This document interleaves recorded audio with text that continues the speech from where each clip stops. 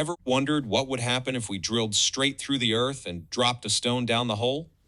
Let's dive into the physics of this mind-bending scenario. As the stone falls down the drilled hole, it's pulled toward the center of the Earth by the force of gravity. But here's where things get interesting. As the stone descends, it accelerates due to the gravitational force, gaining speed as it approaches the Earth's core. Now, you might be wondering, could the stone fall through the Earth and emerge on the other side, like a journey from America to China? The answer is yes and no. If you want to answer, please pause the video and make your prediction in the comments section. If not, please keep going.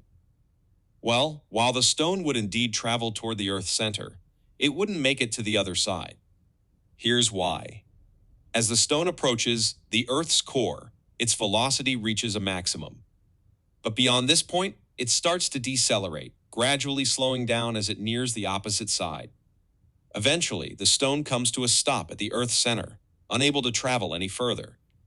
So, while the idea of a journey from America to China sounds intriguing, the reality is a bit more grounded. Now, here's a thought-provoking question for you. What would happen if the Earth's gravity suddenly disappeared while the stone was falling?